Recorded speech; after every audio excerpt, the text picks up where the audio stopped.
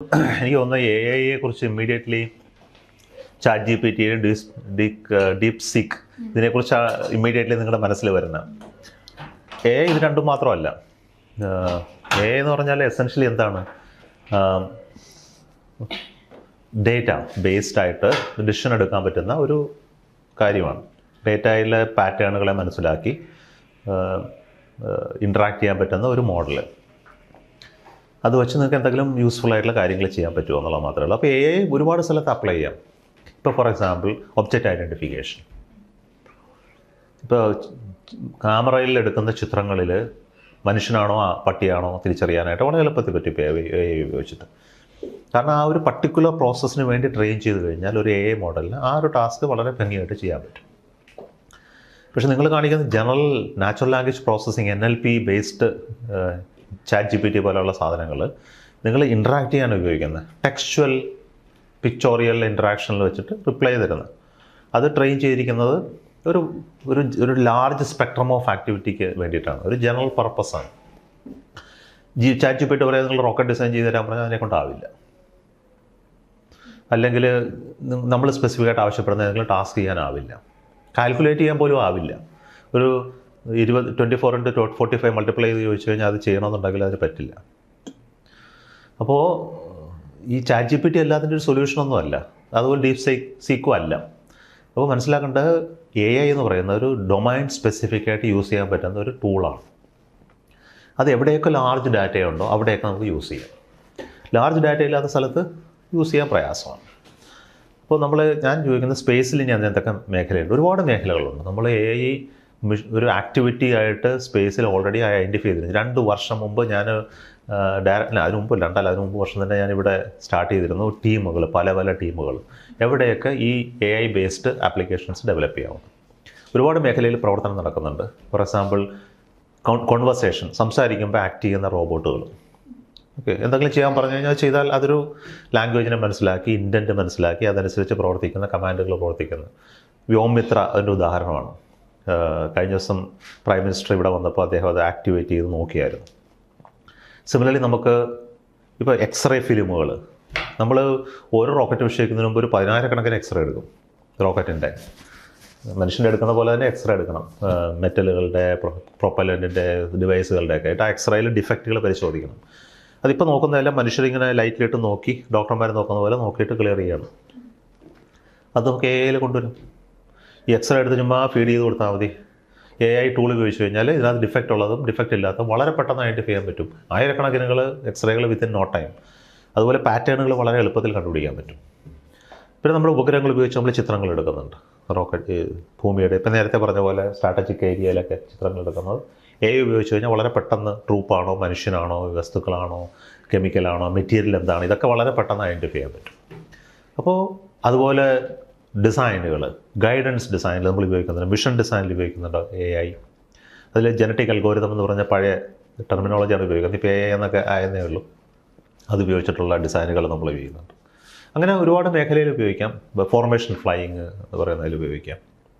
കുറച്ച് കഴിയുമ്പോൾ എനിക്ക് തോന്നുന്നു എ ഐ ഉപയോഗിച്ച് നമുക്ക് ഫുൾ ഡിസൈനൊക്കെ ചെയ്യാൻ പറ്റും.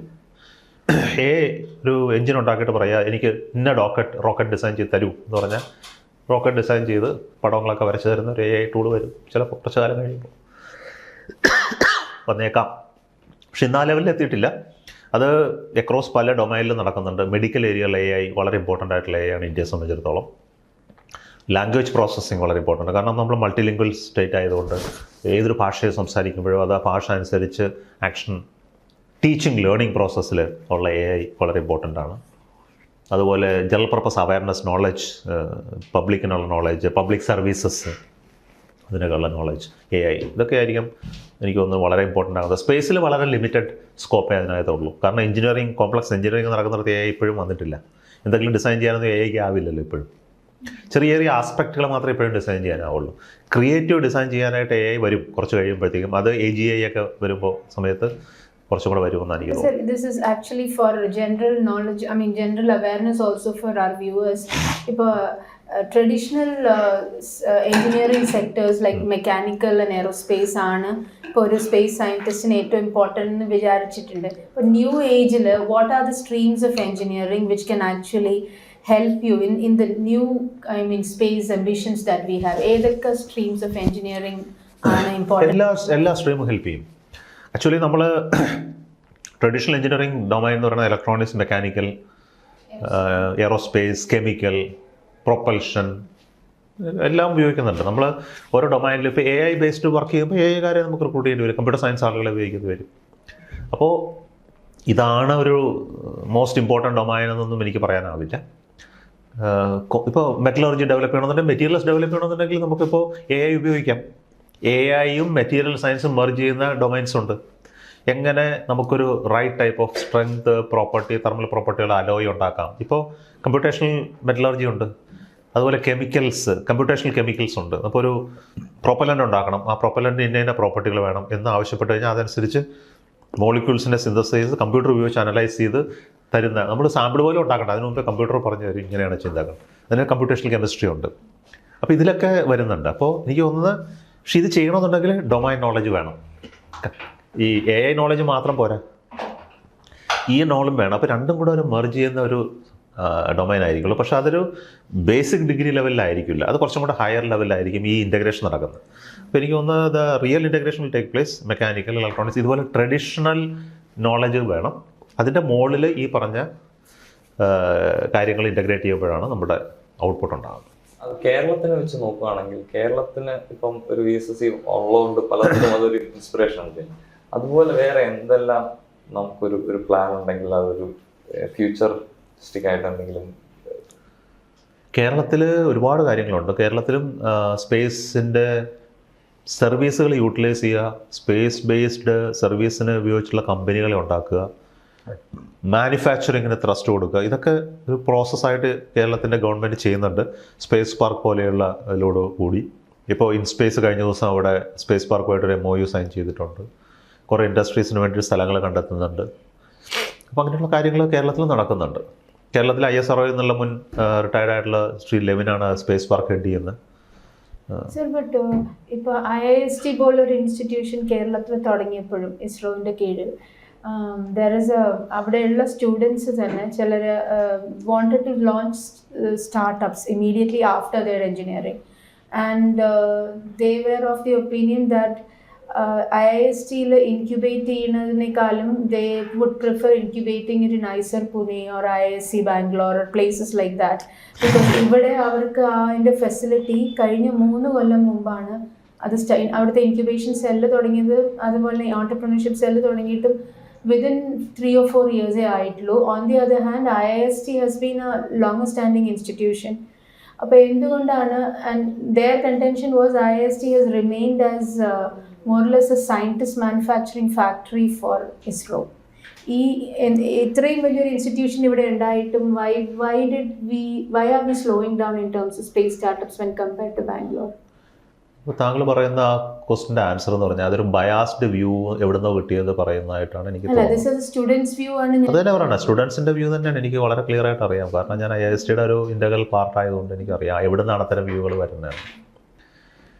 ആർക്കെങ്കിലും ഹൈദരാബാദിലോ ബാംഗ്ലൂർ പോകുന്നത് നമ്മളാരും എതിരല്ല. സന്തോഷം സമാധാനമായിട്ട് അവിടെ പോയി സ്റ്റാർട്ടപ്പ് തുടങ്ങിക്കോട്ടെ. ഇന്ന് IISTക്കകത്ത് 10 സ്റ്റാർട്ടപ്പ് ഉണ്ട്, അവർ വർക്ക് ചെയ്യുന്നുണ്ട്, അവർ ഇൻക്യുബേഷൻ സെല്ലുണ്ട്. ആർക്കെങ്കിലും അവിടെ വർക്ക് ചെയ്യുന്നുണ്ടെങ്കിൽ അവർക്ക് പോവാം. അതിനൊരു പ്രശ്നമൊന്നും ഉണ്ടാക്കേണ്ട കാര്യമില്ല, അതിന് ഇതിനെ കുറ്റം പറയേണ്ട കാര്യമില്ല. അപ്പോൾ ഇന്ന് IIST ഉണ്ടാക്കിയതിൻ്റെ കാലത്തെ ഗോള് താങ്കൾ പറഞ്ഞു തന്നെയായിരുന്നു, ISROയ്ക്ക് ആവശ്യമുള്ള ബ്രില്യൻ മൈൻഡ്സിനെ കിട്ടുന്നില്ല എന്നുള്ളൊരു ഇഷ്യൂ ബേസ് ചെയ്ത് ഉണ്ടാക്കിയ ഒരു ഓർഗനൈസേഷനാണത്. അപ്പോൾ അതിൻ്റെ പ്രൈമറി ഗോൾ അത് തന്നെയാണ്. ISROയ്ക്ക് വേണ്ട ബ്രൈറ്റ് സ്റ്റുഡൻസിനെ, എൻജിനീയേഴ്സിനെ പ്രൊവൈഡ് ചെയ്യുക എന്നുള്ളത് തന്നെയാണ്. അതായത് ജനറൽ എഞ്ചിനീയറിംഗ് കോളേജ് അല്ല IIST. ഓക്കെ, ജനറൽ എഞ്ചിനീയറിംഗ് കോളേജുകൾക്ക് കോമ്പീറ്റ് ചെയ്യണം ISROയിൽ കയറാൻ. ഇവിടെയുള്ള കുട്ടികൾക്ക് they are given that option to join ISRO. അതുകൊണ്ട് ആ ഒരു പ്രിവിലേജ് ഉള്ള ഒരേ ഒരു ഇൻസ്റ്റിറ്റ്യൂഷൻ IIST ആണ്. അതവർ മനസ്സിലാക്കണം. ഓക്കെ, ഇൻക്യുബേറ്റ് ചെയ്യുക എന്നുള്ളത് സെക്കൻഡറി ഒബ്ജക്റ്റീവാണ്, നോട്ട് ലൈക്ക് ദ പ്രൈമറി. അവിടെ ജോലി കിട്ടാത്ത പിള്ളേർക്ക് ഇൻക്യുബേറ്റ് ചെയ്യാനായിട്ടുള്ള പരിപാടികളൊക്കെ ചെയ്യേണ്ടി വരും. ഇവിടെ they are absorbed in ISRO. Okay, പിന്നെ കുറച്ച് പേർക്ക് അബ്സോർവ് ചെയ്യപ്പെടേണ്ട എന്ന് ആഗ്രഹം ഉണ്ടെന്നെങ്കിലും ഇൻഡസ്ട്രി തുടങ്ങുന്നുണ്ടെങ്കിലും അതിനുള്ള പ്രൊവിഷൻ ഇപ്പോൾ IIST കൊടുക്കുന്നുണ്ട്. പിന്നെ കേരളത്തിൻ്റെ ഇൻക്യുബേഷൻ ആറ്റിറ്റ്യൂഡ് ആക്ച്വലി വളരെ ഹൈ ആണ്. ഇപ്പോൾ കേരളത്തിൽ സ്റ്റാർട്ടപ്പ് എക്കോസിസ്റ്റം വളരെ നല്ലതാണ്. പോസിബിളി അവരത് എക്സ്പ്ലോർ ചെയ്യാഞ്ഞിട്ടായിരിക്കാം. പോസിബിളി ആ വന്ന കുട്ടികൾ കേരളത്തിലുള്ളവരല്ലായിരിക്കാം. അവർ ആന്ധ്രയിൽ നിന്നോ തമിഴ്നാട്ടിൽ നിന്നോ ഉള്ള കുട്ടികളായിരിക്കാം. കാരണം നിങ്ങൾക്കറിയാം കേരളത്തിൽ IIST പഠിക്കുന്ന മലയാളികളുടെ എണ്ണം വളരെ കുറവാണ്. അവർ വന്നിരിക്കുന്ന കുട്ടികൾ majority from Andhra and northern States ആണ്, 90%. അപ്പോൾ അവർക്ക് കേരളത്തിൽ നിന്ന് വെളിയിൽ പോയി സ്റ്റാർട്ടപ്പുകൾ തുടങ്ങണമെന്നായിരിക്കും ആഗ്രഹം. അവരങ്ങനെ ചെയ്തോട്ടെ. പക്ഷേ ഇതിനുള്ളിൽ IISTയിൽ there are enough of startup and large expansion plan already അവിടെ ഉണ്ട് എന്നുള്ള കാര്യം എനിക്കറിയാം.